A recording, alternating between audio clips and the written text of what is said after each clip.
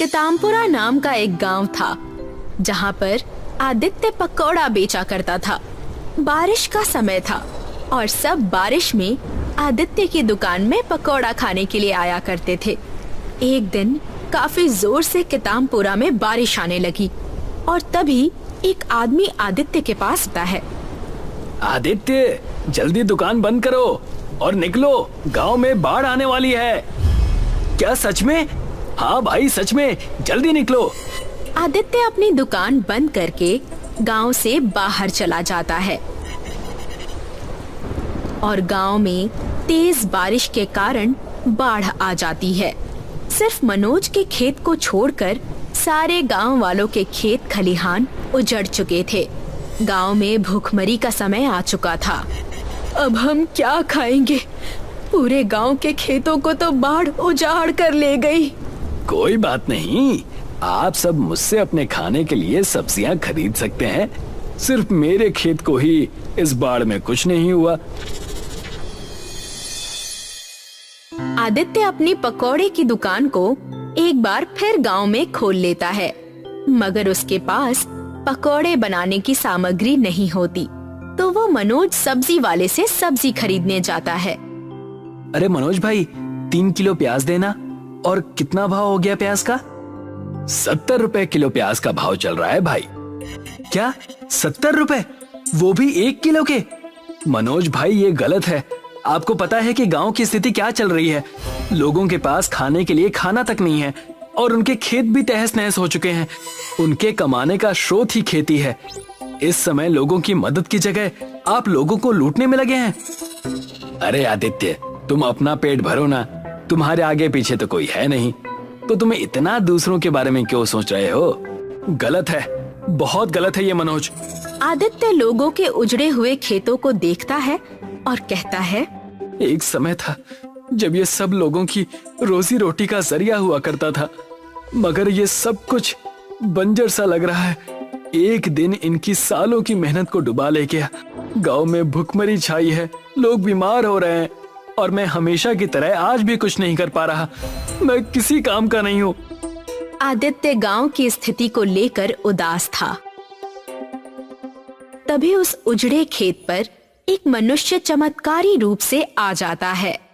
मैं समुद्र का राजा हूँ। ये जो बाढ़ तुम्हारे गांव में आई थी, ये मेरी ही गलती की वजह से आई थी। मुझे क्षमा कर देना बेटा।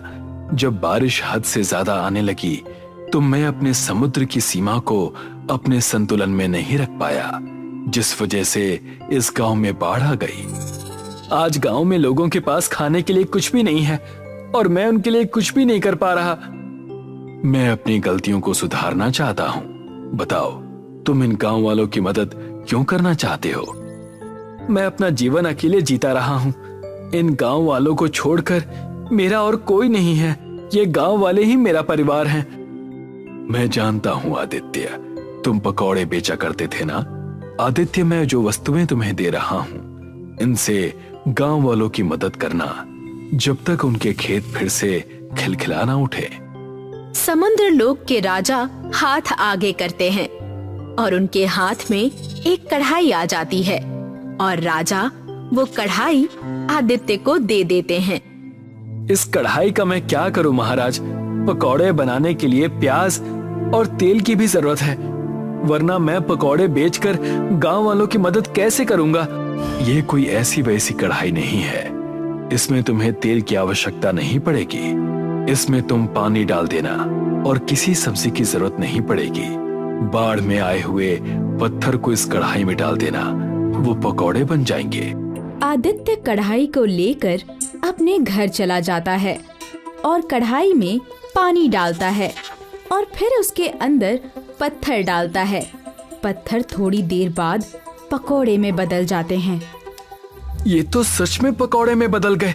मैं कल से ही गांव में पकौड़े बेचना शुरू कर देता हूँ, वो भी एकदम कम दामों में। आदित्य गांव में पकौड़े बेचना शुरू कर देता है। तभी वहाँ पर एक आदमी उसके पास से पकौड़े लेने आता है। मुझे थोड़े पकौड़े दे दो बेटा। मेरी एक छोटी लड़की है, उसने भी बहुत दिनों से कुछ नहीं खाया। उसकी तबीयत भी ठीक नहीं है। दे दो बेटा, थोड़ा खाने के लिए पकौड़े दे दो। बिल्कुल चिंता मत कीजिए, मैं अभी देता हूँ। इसके पैसे देने की आपको कोई जरूरत नहीं है।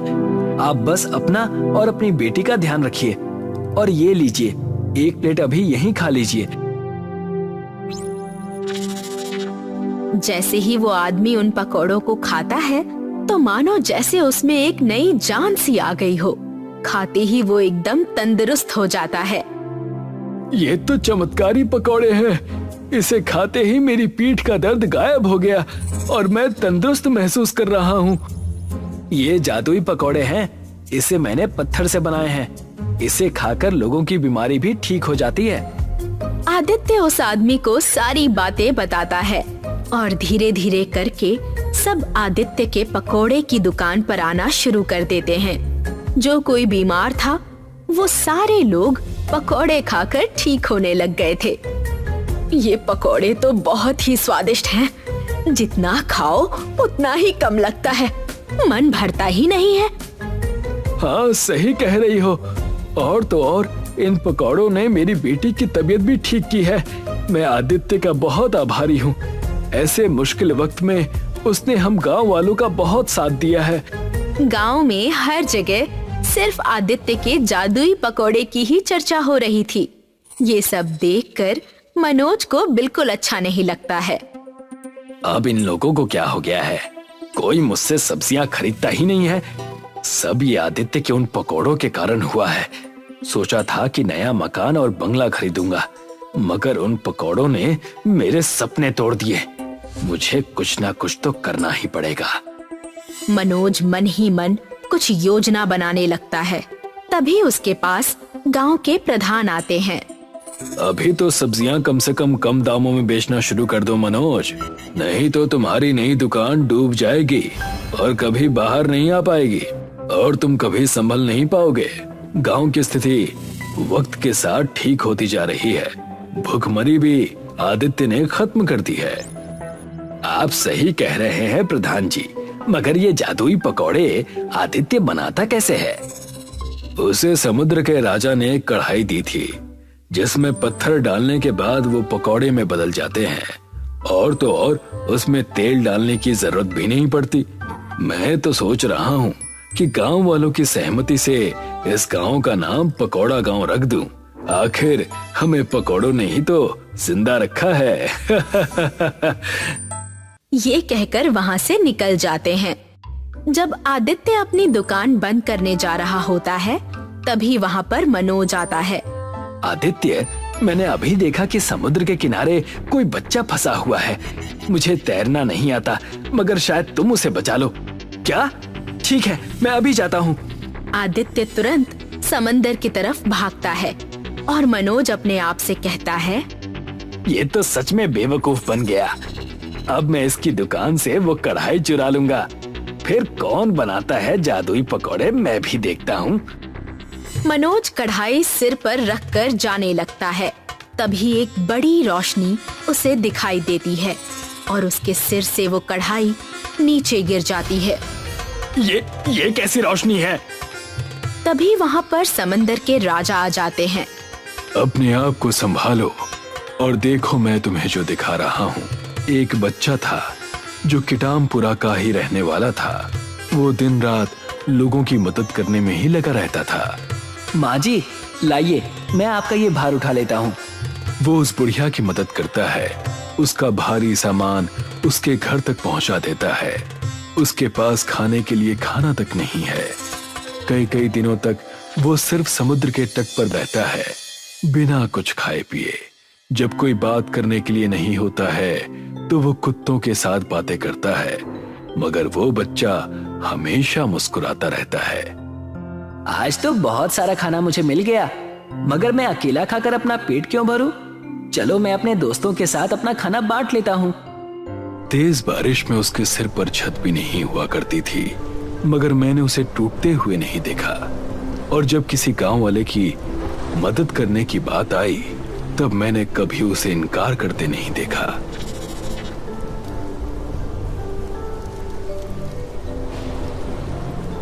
एक दिन प्रधान उसे देखते हैं तेज बारिश में। बेटा, तुम यहाँ क्या कर रहे हो? मैंने गांव वालों से तुम्हारे बारे में बहुत सुना है कि तुम गांव वालों की बहुत मदद करते हो। मेरे पास घर नहीं है ना प्रधान जी, और मेरा कोई है भी नहीं, तो मैं गांव वालों की ही मदद करता हूँ। ऐसा क्यों कहते हो कि तुम्हारा कोई नहीं है? मैं हूं ना, मुझे अपने पिता की तरह ही समझो बेटा। चलो बताओ तुम्हें क्या खाना पसंद है? जी, मुझे पकौड़े खाना बहुत बहुत पसंद है। ये कहानी आदित्य की है, जिसके पास कुछ नहीं था, मगर जो कुछ भी था उससे भी वो लोगों की मदद ही करता था। और एक यहाँ तुम हो जिसके पास सब कुछ है, फिर भी किसी की मदद नहीं करते। मुझे माफ कर दीजिए महाराज। अब जब सबके खेत खलिहान बढ़ेंगे, तुम्हारे सिर्फ घटेंगे। जब भी इस गांव में बारिश आएगी, तुम्हारे खेत और खलिहान नष्ट हो जाएंगे, मगर गांव वालों के खेत एक नई सुबह की तरह खिलेंगे। मनोज निराश होकर वहाँ से चला जाता है। आदित्य भी अपनी दुकान पर वापस आ जाता है और पकौड़े बेचना शुरू कर देता है। और प्रधान सारे गांव वालों की सहमति से गांव का नाम कितामपुरा गांव से पकौड़ा गांव रख देते हैं। मीनू और राजू महाराष्ट्र के एक गांव में रहते थे। बचपन में ही उनके माता पिता का देहांत हो गया था, इसलिए उनकी दादी ने उन्हें पाला था। गरीबी के कारण उनके घर में गैस सिलेंडर नहीं था। तीनों सुबह सुबह जंगल में लकड़ियाँ चुनने जाते थे। मीनू, तूने अभी तक कितनी लकड़ियाँ बीनी हैं? मैंने 15 लकड़ियाँ बीनी है बुद्धू, और तूने अभी तक सिर्फ 10 लकड़ियाँ बीनी है। दादी ये झूठ बोल रही है। इसने सिर्फ 10 लकड़ियाँ बीनी थी और फिर मेरी 5 लकड़ियाँ चुरा ली। तुम दोनों लड़ना बंद करो। तुम आपस में प्रतियोगिता क्यों करते हो? अपना अपना काम करो और उसी में खुश रहो। एक दिन सब, राजू, मीनू और उनकी दादी लकड़ियाँ बिन रहे थे, तो उन्हें किसी के कराहने की आवाज सुनाई दी। ये आवाज तो तालाब की तरफ से आ रही है। चलो चलकर देखते हैं। कहीं कोई खतरनाक जानवर हुआ तो? बेटा, जरूरतमंदों की मदद करनी चाहिए। हमें कम से कम एक बार तो देख कर आना ही चाहिए कि कौन कराह रहा है। तीनों तालाब के किनारे पहुँचे। उन्होंने झाड़ियों में से छिपकर देखा कि एक राक्षस तालाब किनारे लेटा हुआ है और कराह रहा है। ये तो कोई भयानक राक्षस लगता है। क्या हमें इसके पास जाना चाहिए? तुम दोनों यहीं रुको, पहले मैं देख कर आती हूँ। दादी राक्षस के पास गई तो उसने देखा कि राक्षस कई जगह से घायल है। ऐसा लग रहा था जैसे राक्षस को पत्थर मारे गए हों। तुम कौन हो और यहाँ क्या कर रहे हो? अब्बा, मैं समुद्र किनारे के एक टापू से यहाँ आया हूँ। तो तुम यहाँ तक कैसे पहुँचे? मैं मांस नहीं खाता, इसलिए मेरी जाति के लोगों ने मुझे टापू से निकाल दिया। जब मैं महाराष्ट्र पहुंचा तो लोग मेरी शक्ल सूरत देखकर डर गए और उन्होंने मुझे पत्थर मारे।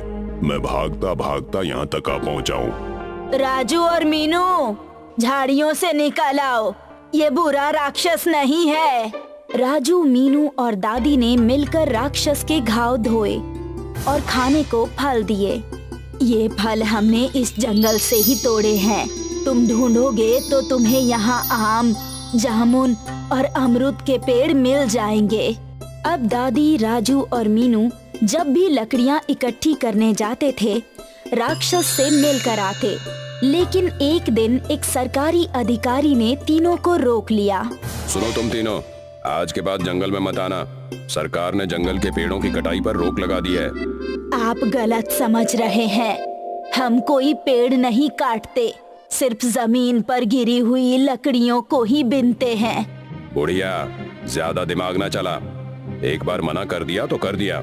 इस तरह तीनों के जंगल जाने पर रोक लग गई। लकड़ियों के अभाव में राजू, मीनू के घर चूल्हा जलना भी मुश्किल हो गया। फल मिलने भी बंद हो गए। दादी अपनी जान पहचान की दुकान से राजू, मीनू के लिए कुछ सामान उधार ले आया करती थी। ये लो बच्चों, बिस्कुट, नमकीन खाकर गुजारा कर लो। अब पता नहीं हमारे घर खाना कब पकेगा। कुछ दिनों बाद दादी जब दुकान पर पहुंची तो दुकानदार ने उधार देने से मना कर दिया। तुमने अभी पिछला उधार ही नहीं चुकाया है और अब फिर से सामान लेने आ गई। इस तरह तुम्हारा जीवन चलने वाला नहीं है। एक काम करो, बच्चों को लेकर मुंबई चले जाओ और वहाँ कुछ काम धंधा कर लेना। दादी ने घर आकर सारी बात राजू और मीनू को बताई। बच्चों, क्या तुम मुंबई चलोगे? हाँ दादी, मुंबई चलते हैं। मैं मुंबई देखने के लिए बहुत एक्साइटेड हूँ। लेकिन दादी, धंधा शुरू करने के लिए पैसे कहाँ से आएंगे? तुम्हारे दादा की अंतिम निशानी ये मंगलसूत्र मेरे पास रह गया है। इसे गिरवी रखकर कुछ पैसे तो मिल ही जाएंगे। राजू, मीनू और दादी मुंबई चले गए, लेकिन उन्हें समझ नहीं आ रहा था कि किस चीज की रेहड़ी लगाएं। दादी, मुंबई का वड़ा पाव फेमस है। वड़ा पाव की रेहड़ी लगाते हैं। नहीं, वड़ा पाव तो हर जगह बिक रहा है। पूरी आलू की रेहड़ी लगाते हैं। नहीं, समोसा और ब्रेड पकौड़ा। नहीं, चाउमीन और डोसा। चाउमीन की रेहड़ी लगाएंगे क्योंकि चाउमीन के ठेले यहाँ कम हैं। उधर राक्षस जंगल में परेशान हो रहा था। वो जंगल में राजू, मीनू और दादी का इंतजार कर रहा था। समझ नहीं आ रहा, ये राजू, मीनू और दादी अब मुझसे मिलने क्यों नहीं आते? कहीं वो मुझसे डर तो नहीं गए, या फिर कहीं वे नाराज तो नहीं है? मुझे कम से कम एक बार उनसे मिलने जाना चाहिए। एक दिन राक्षस ने जंगल के बाहर निकलने की कोशिश की, लेकिन सरकारी अधिकारी की नजर उस पर पड़ गई। वो बंदूक लेकर राक्षस के पीछे दौड़ा। राक्षस तालाब में घुस गया और उसने पानी में सांस रोककर अपनी जान बचाई। अधिकारी जब चला गया तो राक्षस बाहर आया। चाहे कुछ भी हो जाए, मुझे राजू, मीनू और दादी से मिलना होगा। कहीं तीनों किसी मुसीबत में तो नहीं है? वे तीनों मुसीबत में फंसे हुए थे क्योंकि मुंबई में उनका चाउमीन का धंधा अच्छा नहीं चल रहा था। उनकी रेहड़ी के पास 2 और रेहड़ी वाले चाउमीन बेचने लगे। राजू, तुम घर पर चले जाओ और जमींदारों के खेत में मजदूरी कर लेना। यहाँ मुंबई में हम तीनों का खर्चा नहीं चल पा रहा है। रही बात हम दोनों की, तो मीनू और मैं यहाँ काम संभाल लेंगे। राजू गांव वापस लौट आया। राक्षस चाचा से मिले कई दिन हो चुके हैं। मुझे उनसे मिलकर अपनी परेशानी उन्हें बता देनी चाहिए। एक रात राजू झाड़ियों में छिपकर बैठ गया और सरकारी अधिकारी के सोने का इंतजार करने लगा। जैसे ही अधिकारी को नींद आई, राजू दबे पांव जंगल में घुस गया। राक्षस एक पेड़ के ऊपर छिपकर रहता था। जैसे ही राक्षस ने राजू को देखा, वो पेड़ से कूद पड़ा। तुमने तो मुझे डरा ही दिया चाचा। और सुनाओ, तुम्हारे क्या हाल चाल हैं? यहाँ जिंदगी बहुत खराब है। सरकारी अधिकारी रोजाना गश्त पर आता है और मुझे उससे छिपकर रहना पड़ता है। तुम लोग कहाँ चले गए थे? इतने दिनों बाद तुमसे मिलना हुआ। हम लोग मुंबई चले गए थे। दादी और मीनू अभी भी वहीं हैं। वहाँ हम लोगों का धंधा अच्छा नहीं चल रहा है, इसीलिए मैं लौट आया। तुमने कौन सा धंधा शुरू किया है? चाउमीन की रेहड़ी लगाई है। चाउमीन तो मुझे भी बहुत पसंद है और मुझे ब्रेड पकौड़ा भी पसंद है। मेरी माँ मुझे पकौड़ा चाउमीन बनाकर खिलाती थी। पकौड़ा चाउमीन? हाँ, चाउमीन बनाने के बाद उसे बेसन में मिलाकर तल लो तो पकौड़ा चाउमीन बनकर तैयार हो जाती है। क्यों ना दादी पकौड़ा चाउमीन बेचे? सही पकड़ा। साधारण चाउमीन तो बहुत से लोग बेच रहे होंगे, और अगर तुम पकौड़ा चाउमीन बेचोगे तो तुम्हारे ठेले पर बहुत से ग्राहक खींचे चले आएंगे। राक्षस चाचा, इस बार मैं मुंबई अकेले नहीं जाऊंगा। आप भी मेरे साथ चलो। नहीं, मुझे पब्लिक में जाते हुए डर लगता है। डरो मत, मैं लोगों को विश्वास दिलाऊंगा कि तुम एक अच्छे राक्षस हो। राजू ने अगले दिन सरकारी अधिकारी से बात की। अंकल, जंगल में एक राक्षस रहता है, कृपया उसे मेरे साथ जाने दीजिए। राक्षस हम सब लोगों के लिए खतरा है, इसलिए मैं उसे मार कर ही दम लूंगा। आप मेरी बात का विश्वास कीजिए। वो राक्षस मांस नहीं खाता, इसलिए उसके टापू के लोगों ने उसे निकाल दिया। जब वो इंसानों के बीच पहुंचा तो हम इंसान उससे डर गए और उस पर पत्थर फेंकने लगे।